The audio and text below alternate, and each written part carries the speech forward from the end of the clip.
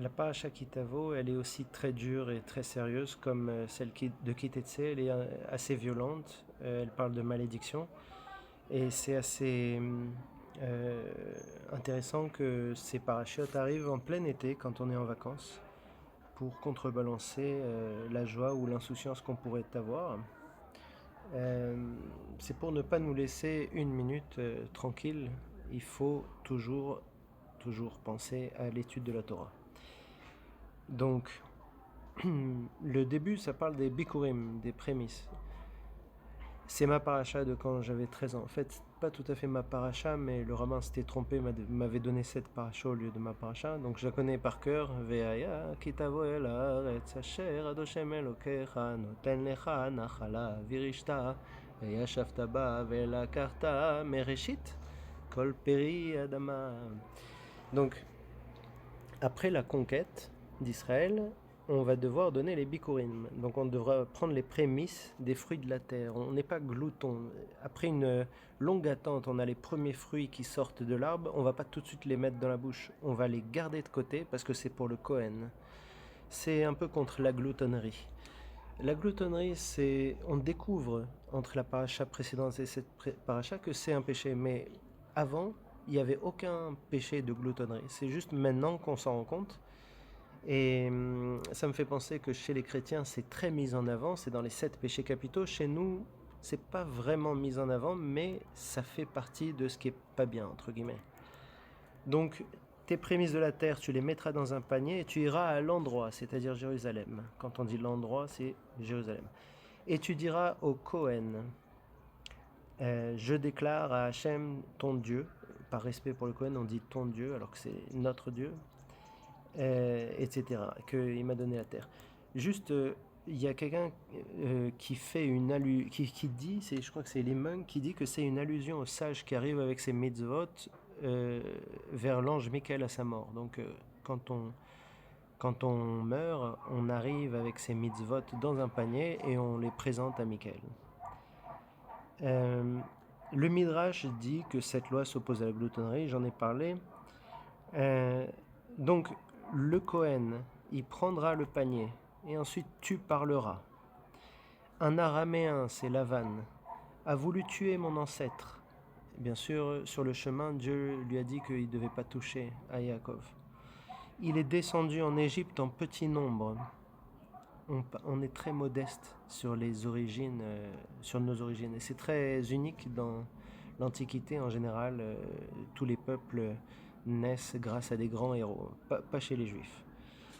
Et nous sommes devenus nombreux, les Égyptiens nous ont opprimés, nous avons crié vers Dieu qui nous a fait sortir d'une main forte. Il nous a conduits ici, terre de lait et de miel, et voici les prémices de la terre que tu m'as donnée, Hachem. Ensuite, après que tu aies dit ça, tu te réjouiras avec ta maisonnée, le Lévi et l'étranger. Tu prélèveras la dîme la 3e année.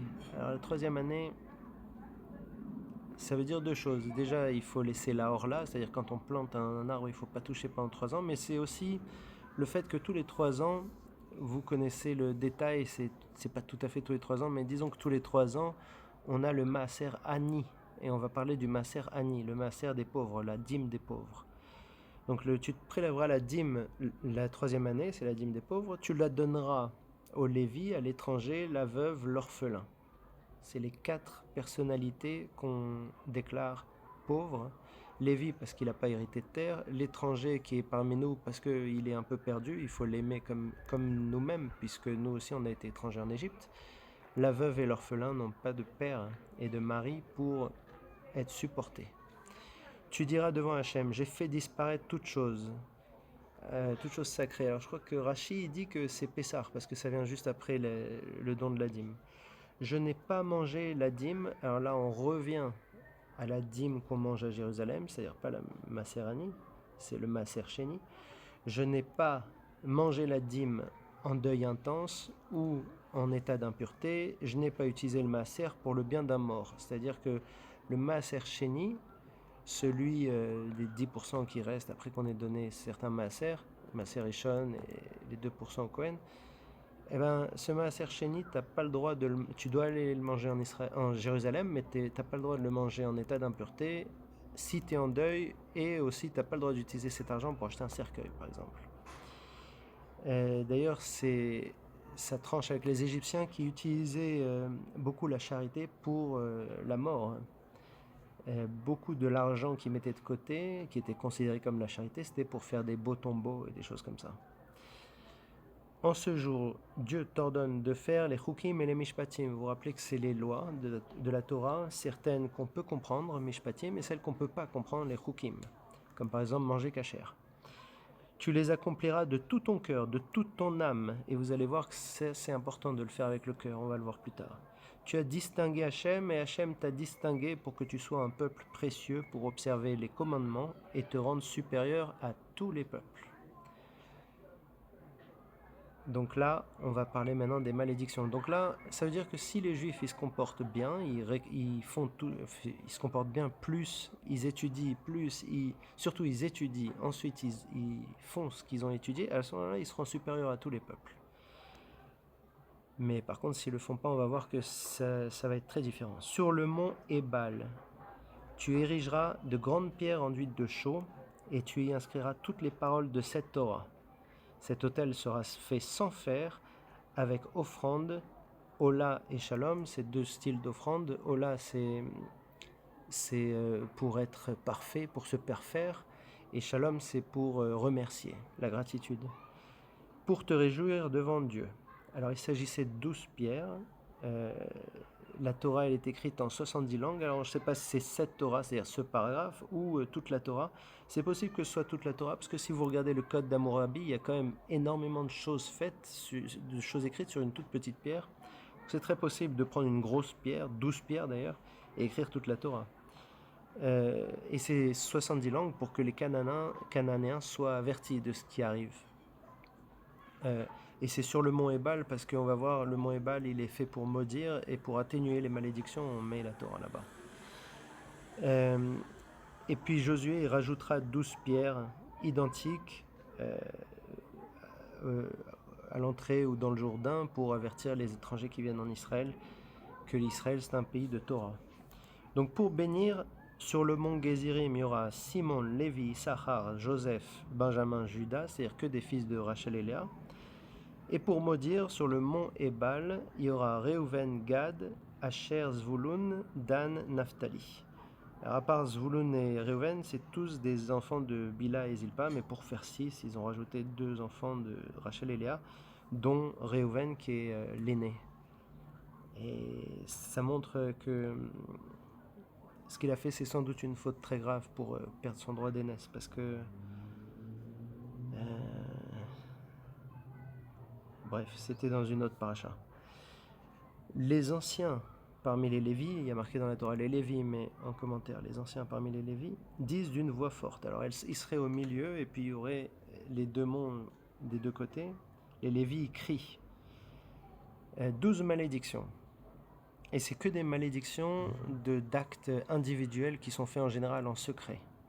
Et quand c'est pas en secret, c'est détaillé que c'est en secret. Vous voyez, par exemple là, maudit soit celui qui fait une image taillée ou fondue et qui l'installe en secret.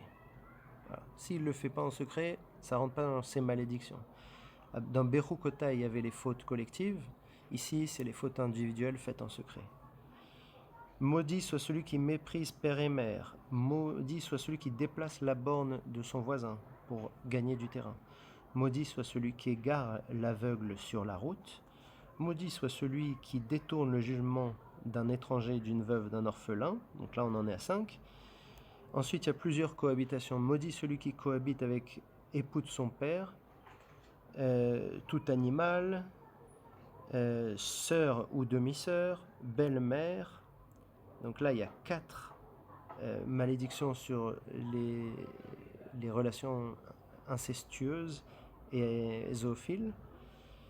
Ensuite, maudit soit celui qui frappe son prochain en cachette. Ça aussi, c'est précisé en cachette, parce que ça peut être aussi en public. Ici, c'est que en cachette, toutes les malédictions. 11e, celui qui prend présent pour tuer son prochain, c'est-à-dire celui qui se fait corrompre ou qui tue, mais à gage. Et la 12e malédiction, maudit soit celui qui ne réalisera pas toutes les paroles qui ne réalisera pas les paroles de cette Torah pour les pratiquer. Et dans cette malédiction, grande surprise, il y a plusieurs choses qui précisent ça, surtout dans Yebamot 65b. Ça inclut les gens qui savent la Torah et qui n'aident pas ceux qui ne savent pas la Torah. C'est-à-dire que si jamais vous étudiez la Torah et que quelqu'un à côté veut savoir, mais vous ne l'aidez pas, eh ben, vous êtes maudit au même titre que celui qui frappe son prochain en secret. Et quand je disais son prochain, ça veut dire juif ou non juif.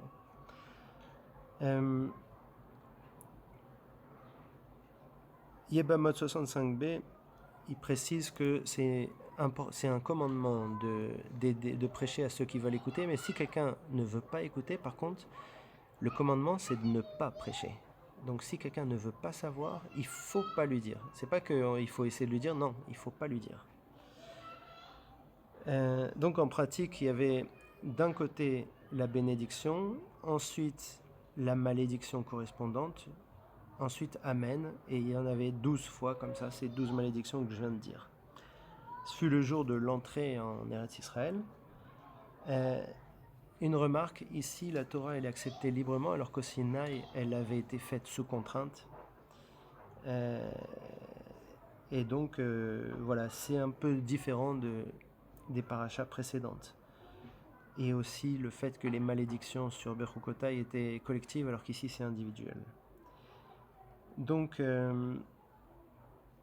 si tu écoutes pour observer et accomplir, Dieu te rendra supérieur à tous les peuples. Il reprend là où on s'était arrêté avant. Tu seras béni en ville et en champ, le fruit de tes entrailles, la terre, la bête, tu seras béni à ta venue, tu seras béni à ton départ. Elle est connue cette phrase.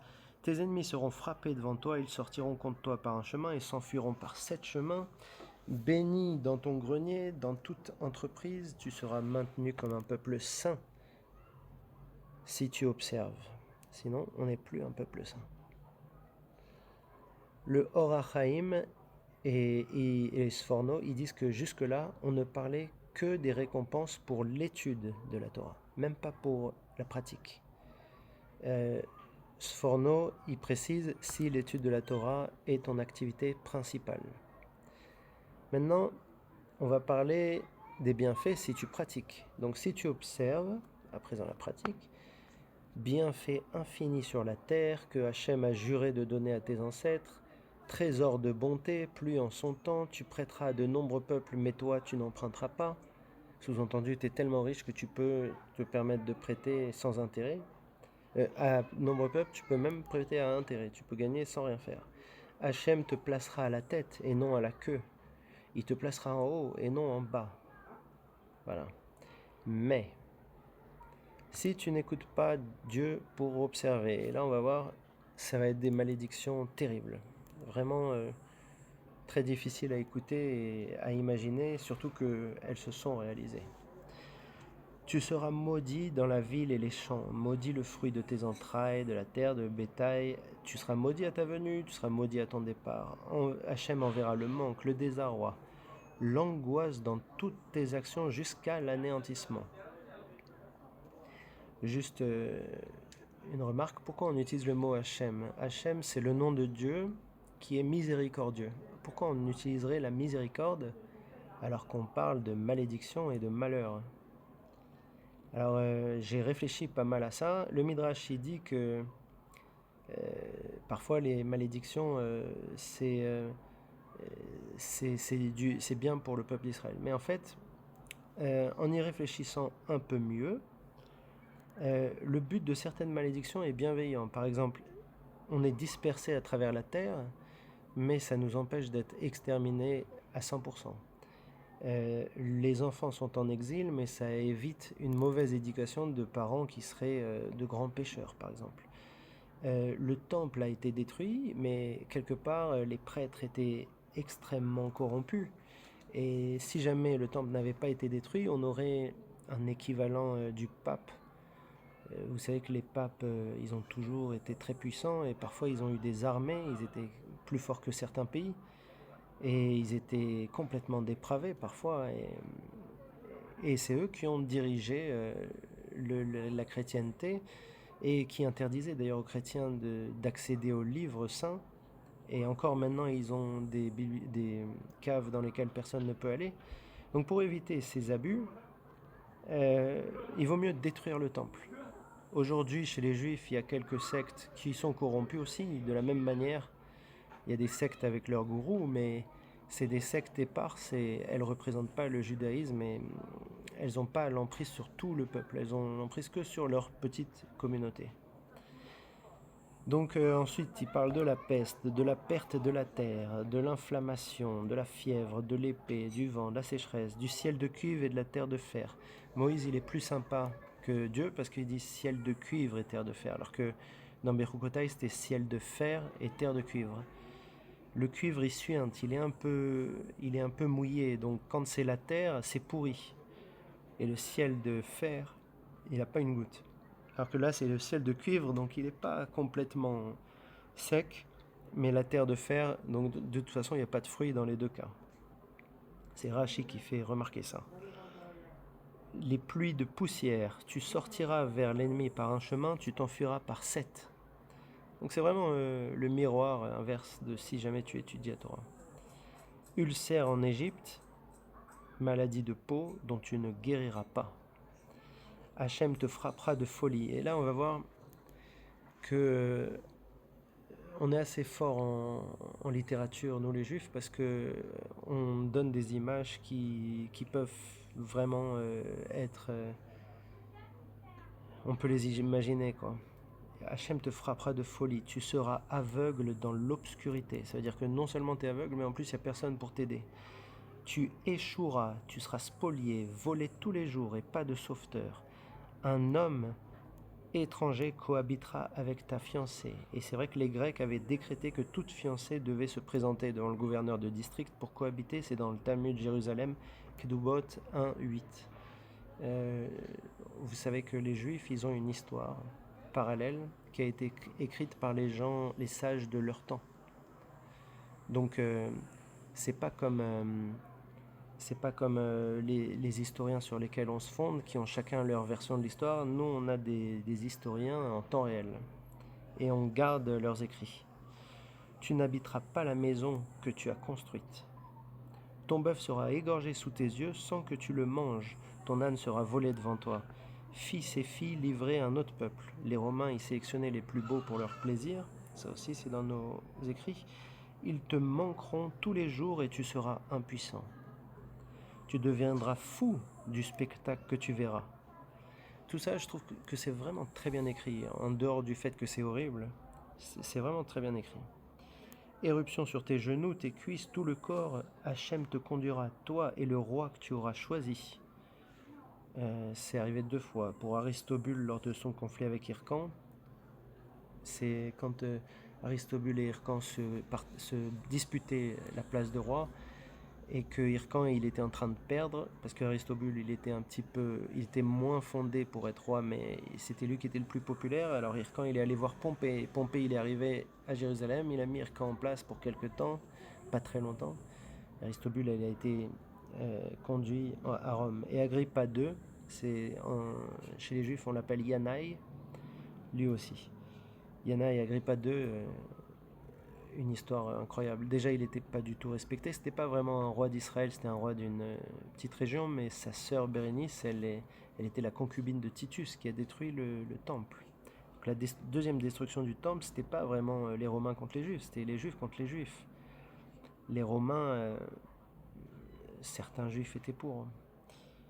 Donc, te conduira, toi et ton roi, chez un peuple que tu ne connaissais pas, ni toi ni tes ancêtres, et dont tu ne parles pas la langue. Quand tu parles pas la langue de ton ennemi, il y a encore moins de chances qu'il ait pitié de toi. Et tu serviras là-bas d'autres dieux de bois et de pierre. Alors là, c'est intéressant, parce que selon Yehuda Halevi et Rambam, les dieux de bois, c'est les chrétiens, parce qu'ils ont la croix de Jésus, et les dieux de pierre, c'est les musulmans, parce qu'ils ont la Kaaba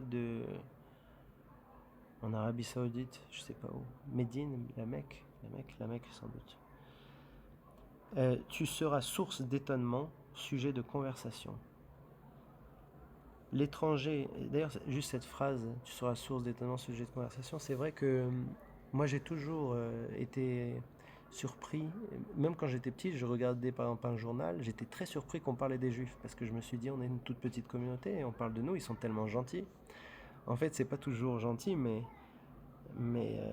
c'est vrai qu'on est au centre de l'actualité, quoi qu'il arrive, même si on est faible, qu'on soit fort ou faible, on est au centre de l'actualité, on est dans les nouvelles, tout le monde entend parler de nous. Euh, c'est ça, ce qui est écrit, c'est alors 3300 ans après que ce soit écrit, c'est toujours d'actualité. Et c'est assez fou. L'étranger en ton sein sera au-dessus de toi. Agrippa d'ailleurs, c'était un descendant de Hérode, qui était le fils d'Antipater, qui était un esclave iduméen. C'était pas un juif, il a été converti, mais voilà, on avait l'interdiction, on a vu dans la paracha présente, interdiction de prendre un roi qui n'est pas juif. Ben, on en a pris un et on a eu des châtiments très sévères après. Si vous regardez l'histoire d'Agrippa, c'est le dernier roi juif, et dernier roi juif, et il avait été élu par les juifs. Il te prêtera, l'étranger, mais toi non. C'est lui qui sera riche, toi non. Il sera à la tête et non à la queue, etc.